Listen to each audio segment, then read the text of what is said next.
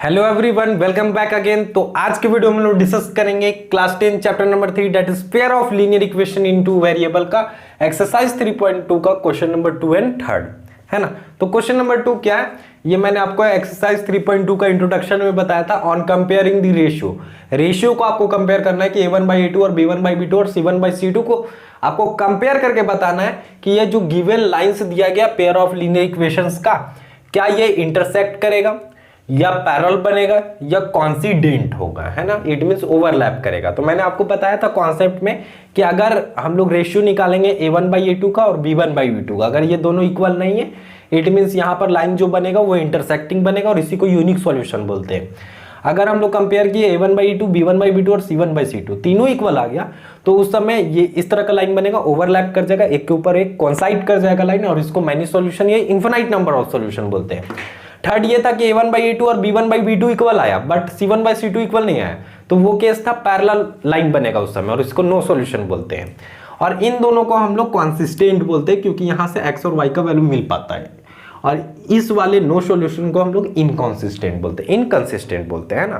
तो यहां पर जो गिवन पेयर ऑफ इक्वेशंस दिए गए हैं उसको आपको कंपेयर करना है और कंपेयर करके बताना है कि ये इंटरसेक्ट करेगा या पैरेलल होगा या कॉन्सिडेंट होगा।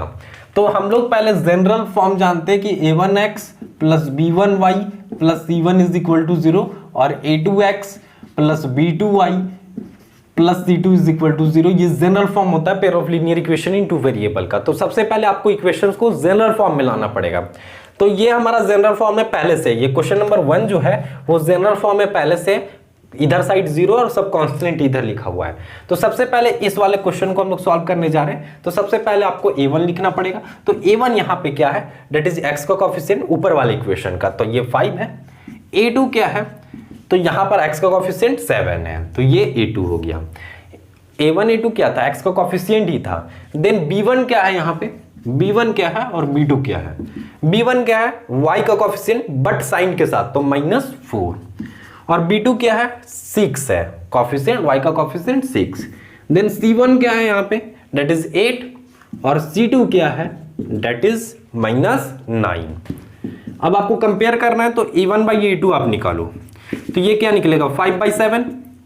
अब आप क्या निकालोगे b1/b2, तो b1/b2 क्या आ रहा है -4/6। थोड़ा सा इसको सॉल्व कर सकते हैं, 2 2 4 और 2 3 जा, तो -2/3। आप यहां पर देख सकते हो कि a1/a2 5/7 आया, b1/b2 -2/3 आया, ये दोनों इक्वल नहीं है। a1/a2 is not equal to b1/b2, और जैसे ही ये बात हमें पता चल गया कि a1/a2 not equal to b1/b2, मतलब ये यूनिक सॉल्यूशन का केस है और इसमें लाइन कैसा बनेगा, इंटरसेक्ट एट अ पॉइंट। तो यहां पर पूछा गया था कि लाइन कैसा बनेगा, intersect at a point, parallel या कॉन्सिडेंट। तो जैसे ही ये दोनों a1/a2 not equal to b1/b2 मिल गया, फटाफट लिख देंगे हम लोग कि the given pair of equations intersect at a point, या द ग्राफ ऑफ, या इस तरह से भी लिख सकते हैं the graph of given pair of equation intersect at a point, intersect at a point आप लिख लोगे, ठीक है। देन अब हम लोग क्वेश्चन नंबर 2 देखते हैं। तो क्वेश्चन नंबर 2 में भी आपको क्या करना पड़ेगा, a1 a2 b1 b2 c1 c2 लिखना पड़ेगा। तो इसको हम लोग लिखेंगे। सेकेंड वाले क्वेश्चन में आओ, तो ये पहले जनरल फॉर्म में है, जैसे ये जनरल फॉर्म में कम नहीं रहता, ये 12 इधर लिखा रहा था -12, तो इसको इधर लाना पड़ता, तब कंपेयर करेंगे, जनरल फॉर्म में ला के कंपेयर करेंगे। तो यहां तो जनरल फॉर्म में है a1 क्या है, दैट इज 9, a2 क्या है 18, b1 क्या है 3, b2 क्या है दैट इज 6, c1 क्या है दैट इज 12, और c2 क्या है दैट इज 24। अब फटाफट से कंपेयर करेंगे, a1 क्या है दैट इज 9, a2 क्या है 18, और 9 1 9 9 2 18, कैंसिल होगा तो कर लेंगे, है ना। देन यहाँ पर b1 क्या है 3, b2 क्या है 6, इसको कैंसिल करेंगे, 3 1 3 3 2 6, कहानी खत्म। ये दोनों इक्वल आया। तो अभी दो केस हो सकते हैं, या तो ये वाला भी केस हो सकता है, ये वाला भी केस होता है। तो c1 c2 को निकाल लेते हैं। तो c1 c2 को निकालेंगे तो 12/24, ये 12 1 12 और 12 2 24, तो 1/2 1/2 1/2। देयरफॉर हम लोग यहाँ पर देख सकते हैं कि a1/a2 जो है वो इक्वल आया b1/b2 का, और ये इक्वल आया c1/c2 का, मतलब तीनों आपस में इक्वल है। ये मैनी सॉल्यूशन का केस है, और इस समय जो लाइन बनता है वो कॉन्सिडेंट बनता है ना। तो यहाँ पर लिखेंगे the given pair of equations कहाँ गया, the given pair of equation are coincident line, या graph of given pair of equation are coincident, मतलब ये इक्वेशंस का जो लाइन है वो कैसा बनेगा, कॉन्सिडेंट बनेगा, एक के ऊपर एक ओवरलैप कर जाएगा। देन क्वेश्चन नंबर थर्ड भी इसी तरह का है। क्वेश्चन नंबर थर्ड में हम लोग क्या करेंगे, फिर से इस तरह से निकालेंगे a1/a2, b1/b2 और c1/c2 कंपेयर करके बता देंगे। तो a1 यहाँ पे क्या है, डेट इज 6, a2 क्या है, डेट इज 2, b1 क्या है, -3, और यहाँ पे b2 क्या है, y के साथ कुछ नहीं है मतलब 1 है, माइनस भी है तो -1 है, c1 क्या है, +10, c2 क्या है, डेट इज 9। तो यहाँ पर आप देखो a1/a2 निकालोगे तो 6/2 मतलब 2 1 जा 2 और 2 3 जा मतलब 3/1 मतलब कि 3। देन यहाँ पर निकालने जाओगे तो -3/1, तो यहाँ पर -3/1 आ जा रहा है, और c1/c2 भी निकाल लेते हैं 10/9, ये कुछ कैंसिल नहीं होगा है ना, कुछ भी कैंसिल नहीं होगा तो 10/9 ही रहेगा। लेकिन आप यहाँ पे देखो कि a1/a2 जो है, a1/a2 जो आया है 3/1 आया है, और b1/b2 -3/1 आया है, ये दोनों इक्वल नहीं है, 3 और -3 थोड़ी इक्वल होता है, ये दोनों इक्वल थोड़ी। तो a1/a2 not equal to b1/b2, यहां पर दिख पा रहा है हम लोगों को देयरफॉर कि a1/a2 जो है वो इक्वल नहीं है b1/b2 का, मतलब ये यूनिक सॉल्यूशन का केस है, और इसमें जो लाइन बनेगा वो क्या बनेगा, इंटरसेक्टिंग लाइन बनेगा। तो यहां पर आप लिख सकते हैं, चलो मैं एक तो लिख देता हूं, the graph of given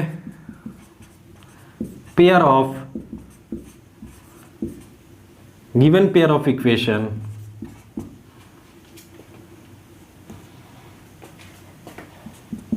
intersect at a point, है ना, the graph of given pair of equation intersect at a point. तो आई होप आपको क्वेश्चन नंबर 2 समझ में आएगा, जल्दी से आप कॉपी में नोट डाउन करो, देन हम लोग क्वेश्चन नंबर 4 में जाएंगे।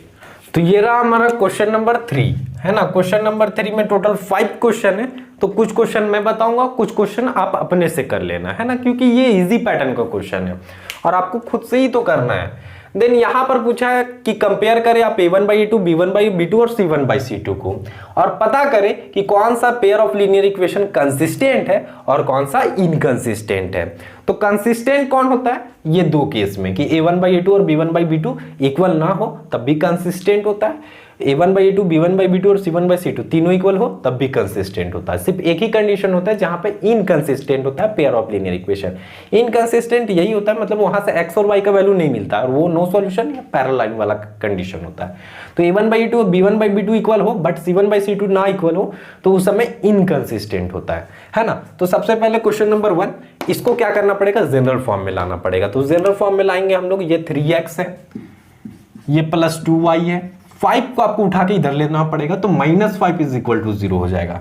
देन ये भी 2x, देन -3y, और इस 7 को आपको उठा के इधर ले जाना पड़ेगा तो -7 इज इक्वल टू। अब ये जनरल फॉर्म में आ गया, आप इसको कंपेयर कर सकते हो। तो a1 क्या है, डेट इज 3, a2 क्या है, डेट इज 2, b1 क्या है 2, b2 क्या है -3, c1 क्या है -5, c2 क्या है -7। कितना आसान क्वेश्चन है। देन a1/a2 जैसे ही निकालेंगे तो a1 क्या है 3, a2 क्या है 2, b1 क्या है 2, b2 क्या है -3, मतलब ये माइनस ऊपर चला जाएगा तो -2/3। अब आपको यहीं से डायरेक्ट दिख रहा होगा कि यहां पर दिस इंप्लाइज दैट कि a1/a2 जो है वो नॉट इक्वल टू b1/b2 आपको दिख रहा होगा। a1/a2 3/2 आ रहा है बट b1/b2 क्या आ गया, -2/3 आ गया। तो डायरेक्ट ये एक ही कंडीशन होता है कि a1/a2 और b1/b2 इक्वल नहीं होता है, तो वो कौन सा कंडीशन होता है, ये यूनिक सॉल्यूशन का कंडीशन होता है, या यहाँ पर लाइन जो बनता है वो इंटरसेक्टिंग बनता है। लेकिन उससे मतलब नहीं है, हम लोगों को पूछा था कि कंसिस्टेंट है या इनकंसिस्टेंट है, तो लिखेंगे the given pair of equation is consistent, है ना, the given pair of equation is consistent. जो गिवन पेयर ऑफ इक्वेशन है वो क्या है, कंसिस्टेंट है, क्योंकि ये दोनों कंडीशन कंसिस्टेंट का होता है। तो आई होप आपको समझ में आया होगा। Means question number 1 complete. Question number 2 आप आई होप बना लोगे। क्वेश्चन नंबर 3 मैं बताता हूं, है ना, क्वेश्चन नंबर मैं 3 बताता हूं। क्वेश्चन नंबर 2 आप बना के बताना, मुझे कमेंट करना कि क्या मिला आपको, कौन सा ये कंसिस्टेंट मिला या इनकंसिस्टेंट मिला, ठीक ना, कमेंट आप जरूर बताना। देन क्वेश्चन नंबर 3 में आप देखो डेट इज 3/2x है, ये तो ठीक है, +5/3y है, ये ठीक है। 7 को आपको उधर ले जाना पड़ेगा तो -7 इज इक्वल टू 0 बन जाएगा। सेम ये 9x है, -10y है, और 14 को उधर ले जाएंगे तो -14 हो जाएगा, इज इक्वल टू 0। दो इक्वेशन आ गया। अब यहाँ पर a1 क्या है, a1 मतलब x का कोफिशिएंट 3/2, a2 क्या है डेट इज 9, b1 क्या है यहाँ पर 5/3 और b2 क्या है डेट इज यहाँ पे -10। देन c1 क्या है यहाँ पे, तो c1 है -7 और c2 क्या है -14। तो a1/a2 पहले निकालेंगे, है ना, उसके बाद पता करते हैं। तो a1/a2 मतलब a1 क्या है डेट इज 3/2 और मेन डिवीजन e2 क्या है डेट इज 9 और 9 के नीचे कुछ नहीं है तो 1 है। तो इसको थोड़ा सा सॉल्व करेंगे तो 3/2 मल्टीप्लाई में बदलेंगे, ये डिवाइड में, तो ये 1/9 हो जाएगा। ऐसा हम लोग जूनियर क्लास में पढ़े, 3 × 1 = 3 और 3 × 3 = 9, मतलब 2 × 3 = 6, 1/6 मिल गया। b1/b2 में जाते तो b1 क्या है 5/3 डिवाइडेड बाई b2 क्या है डेट इज -10, कुछ नहीं है तो नीचे 1 है और ये क्या मिल जाएगा 5/3 इंटू -1/10, मतलब ऐसा कुछ -10 आएगा 1/-10। तो ये उस माइनस को हम लोग ऊपर भी भेज सकते हैं, है ना, कोई दिक्कत नहीं। और यहाँ से 5 × 2 = 10 क्या मिल जाएगा -1 और 3 × 2 = 6। बट आप यहाँ से देख लो कि a1/a2 और b1/b2 इक्वल नहीं है, क्योंकि ये 1/6 है प्लस 1/6 है और ये -1/6 आ रहा है। लेकिन फिर भी हम लोग c1/c2 को निकाल ही लेते हैं, -7 है और -14 है, तो माइनस माइनस कैंसिल हो जाएगा, 7 × 7 और 7 × 2 = 14। तो आप देख पा रहे हो कि यही दोनों नहीं इक्वल आया, a1/a2 जो है वो इक्वल नहीं आया b1/b2 का। अब a1/a2 और b1/b2 इक्वल नहीं आया, इट मींस ये यूनिक सॉल्यूशन का केस है और इस समय कंसिस्टेंट होता है। The given pair of equation is consistent, the given pair of equation is consistent, आप लिख लोगे ना। देन क्वेश्चन नंबर 3 भी हो गया। क्वेश्चन नंबर, चलो मैं 4 भी बता देता हूं। क्वेश्चन नंबर 4 आपको क्या करना है, सबसे पहले जनरल फॉर्म में लाना है। 5x रहेगा, -3y रहेगा, 11 को उठा के इधर लेते आना, तो -11 = 0। देन ये -10x है, +6y है, देन -22 को उधर लेते जाएंगे तो +22 = 0। देन आपको फिर से यहाँ a1/a2, b1/b2 और c1/c2 को फाइंड आउट करना पड़ेगा। तो a1 क्या है डेट इज 5, a2 क्या है -10, b1 क्या है -3, b2 क्या है 6, c1 क्या है -11, c2 क्या है 22। a1 date is 5, a2 date is -10, ये माइनस पहले कैंसिल कर लेते हैं, 5 × 1 = 5, 5 × 2 = 10, ये माइनस ऊपर चला जाएगा तो ये हो जाएगा -1/2। देन b1/b2 -3/6, तो ये 3 × 1 = 3, 3 × 2 = 6, मतलब -1/2 यहां पर भी आ गया। अब आप देखते हैं c1/c2 -11/22, 11 × 1 = 11, 11 × 2 = मतलब -1/2, तीनों इक्वल आ गया। यहाँ पर this implies that a1/a2 = b1/b2 = c1/c2। इस कंडीशन में भी क्या होता है, a1/a2, b1/b2 और c1/c2 तीनों क्या आ गया, इक्वल आ गया। इस कंडीशन में भी क्या होता है, कंसिस्टेंट होता है, the given pair of equation is consistent. Then question number 5 भी मैं बता देता हूं, चलो 5 भी मैं बता देता हूं, है ना। 5 क्या है, 4/3x + 2y = 8। तो 8 को आप इधर लेते हो तो -8 हो जाएगा = 0 हो जाएगा। देन ये 2x + 3y और 12 को आप इधर लेते हो -12 = 0। फटाफट a1, b1, b2, c1, c2 सबको आपको लिख लेना है फटाफट, है ना। तो a1 क्या है डेट इज 4/3, a2 क्या है 2, b1 क्या है 2, b2 क्या है 3, c1 -8, c2 -12। a1/2 4/3, a1 a2 2, कुछ भी नहीं नीचे 1, तो ये 4/3 × 1/2 हो जाएगा। देन 2 × 2 = 4, मतलब 2/3 आया, बहुत अच्छा, कोई दिक्कत नहीं है। देन b1/b2 2/3 खुद ही है, अब ये तो कैंसिल होगा ही नहीं, तो ये दोनों इक्वल आया। c1/c2 में जाते हैं, -8/-12, माइनस माइनस कैंसिल, और 4 × 2 = 8 और 4 × 3 = 12। तो आप देखो यहाँ पर a1/a2 भी आया 2/3, b1/b2 भी 2/3 और c1/c2 भी 3। This implies that a1/a2 = b1/b2 = c1/c2।